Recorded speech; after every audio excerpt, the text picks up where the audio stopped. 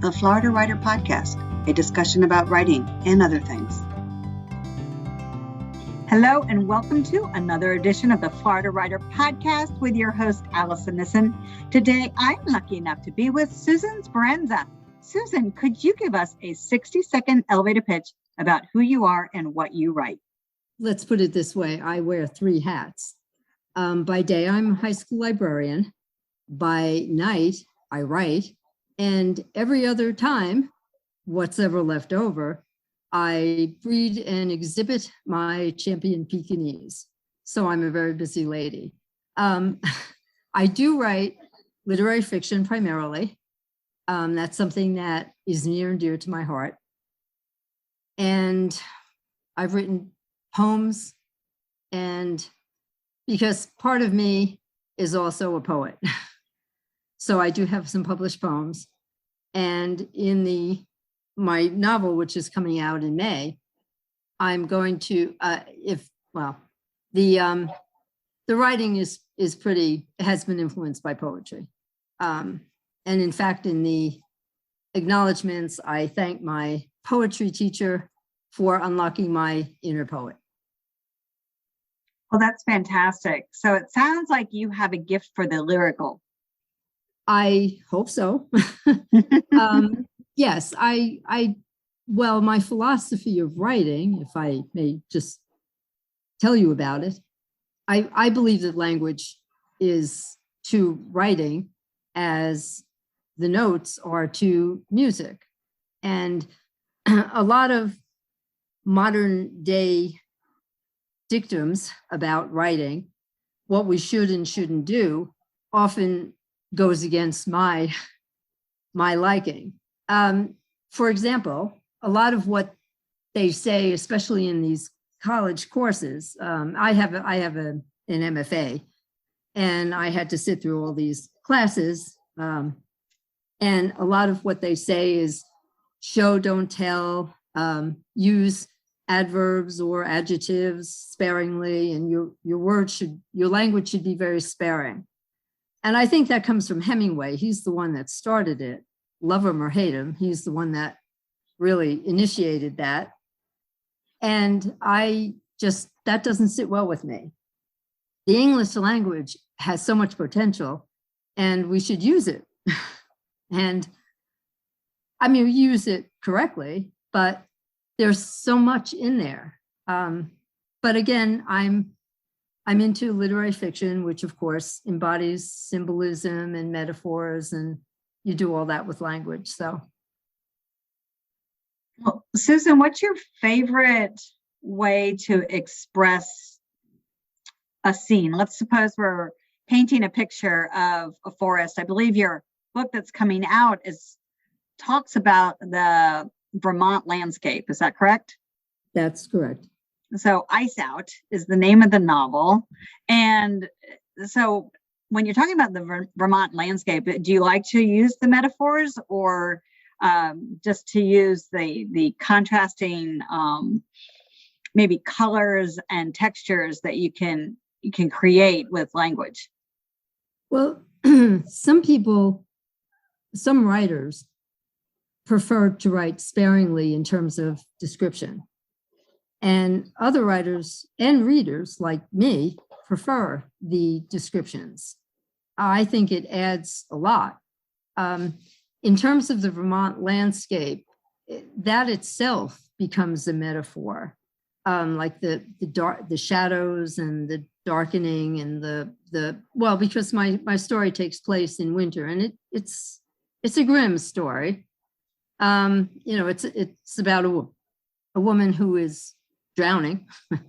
So it's, and, I use all the elements of winter, the bleakness, the darkness, because it happens at twilight. And then the whole story takes place from twilight to the next morning. So it's essentially takes place at night. And so I use all the symbolism of darkness and shadows.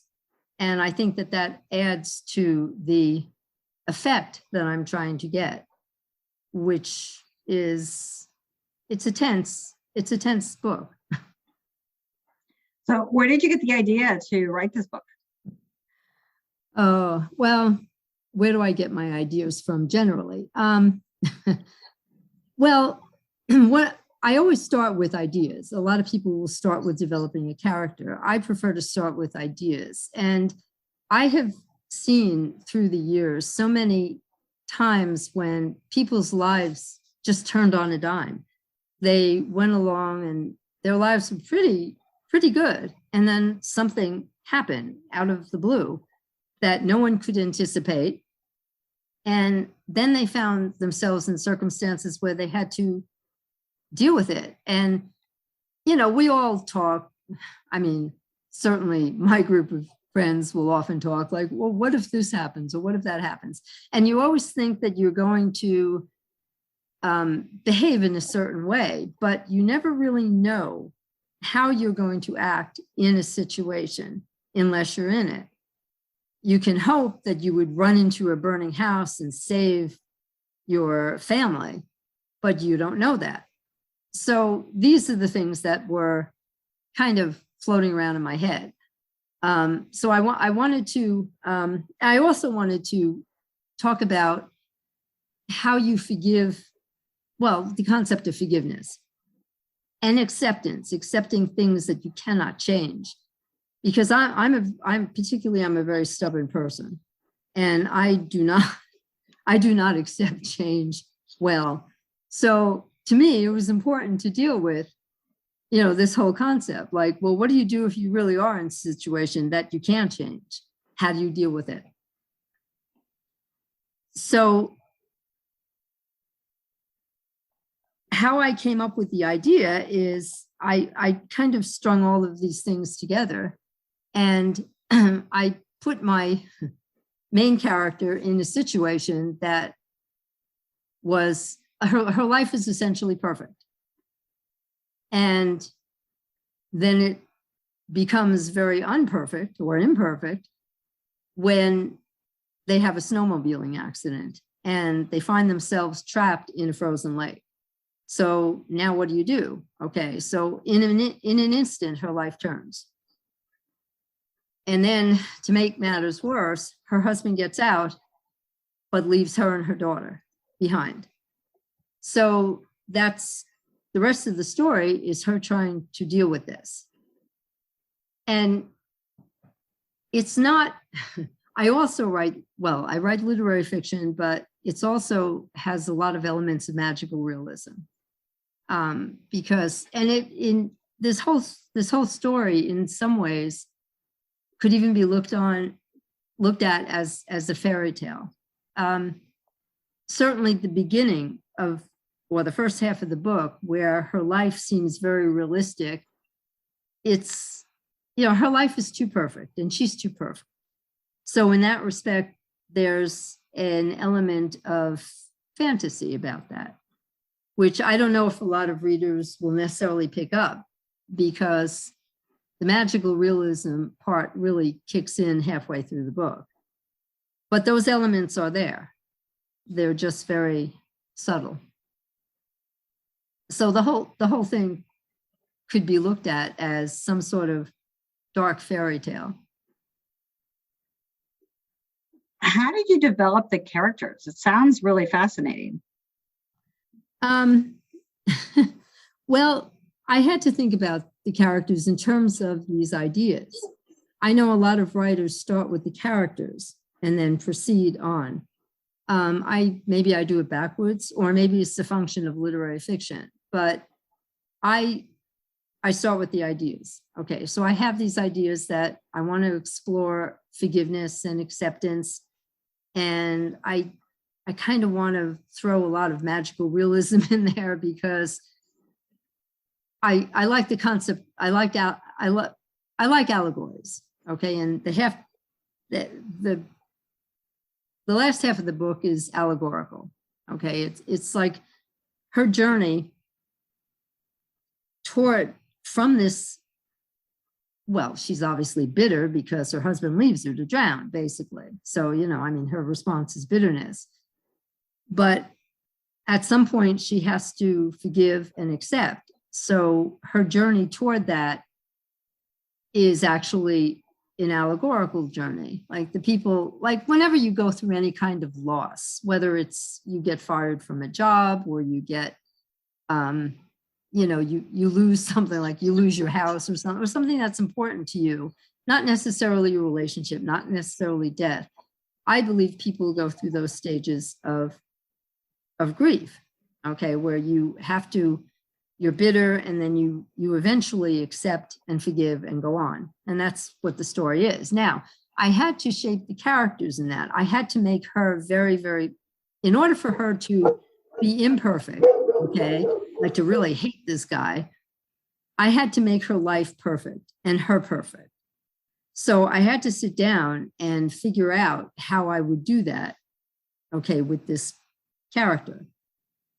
Her husband, who does this terrible thing, I had to think about that. I had to make him weak, not evil, because I think you can forgive or at least come to terms with weakness, but it's real hard to come to terms with evil.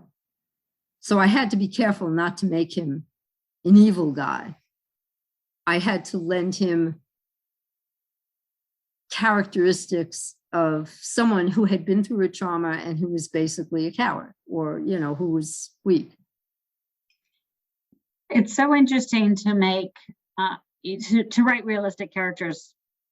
I remember a long time ago, I talked with a girl who was new to writing, very young and very idealistic. And she created this perfect for her image of this male who was the hero in her story, and trying to get her to understand, which she never actually fully appreciated, was that they need to have flaws that are relatable. Like you can't have a pure evil, you can't have the pure goodness person. It just doesn't, nobody will buy it, right?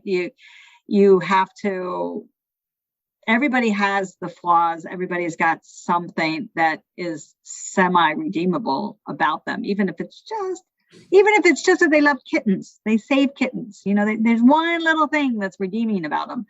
So it is interesting when you're creating these characters that are so they're going through such struggle brought on by an instant. I find that's a really, I imagine that was kind of fun to write. Well, I actually had a lot of fun writing his part, believe it or not, more than her, because it's hard to make someone, I mean, she does have flaws because she's stubborn and perfect to a fault. Okay, and she expects that of others. So that in a way is her flaw. But I actually had a better time writing his character, because he's so much happy. Well, I don't want to really tell the story, but it does involve, a death in the family. And, it happens when he's 17. And, that's hard for anybody to deal with, especially a 17-year-old.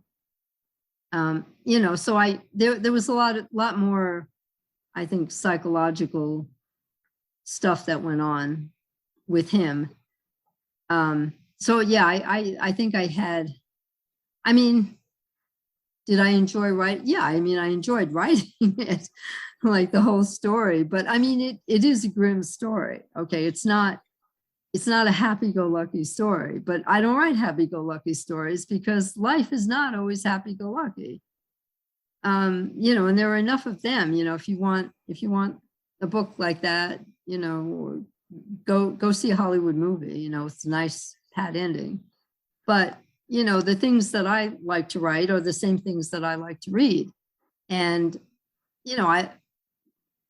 my books, I think, make people, they engage them intellectually and emotionally. And I know I'm going to be like one of these authors that say, that tell people like, don't read my book, but it's like, if you don't want to be intellectually or emotionally engaged, then don't read my book. But those are the kind of books that I like. If I want to just zone out, I'll turn the TV on. I rarely, come to think of it, read a book, that has no substance to it, because I think it's just easy to turn the TV on if you want to, or read Facebook. That's what I'll do. I'll read Facebook, which is the platform for whiners and complainers. I mean, people complain about everything, the weather, the grocery store, their husbands, children, their job, So that's what I'll do, but if I, when I pick up a book, I want to be engaged mentally and emotionally. So I tend to write like that. Writing what you love to read makes so much sense. When you talk with people who want to be writers, but they're not readers, to me, I always find a disconnect. Yeah, I know. I've heard that a lot, and I don't understand it. I just don't. The other thing I don't understand is when people say, because I'm on all these groups in Facebook, which are very interesting. I could write a book about them.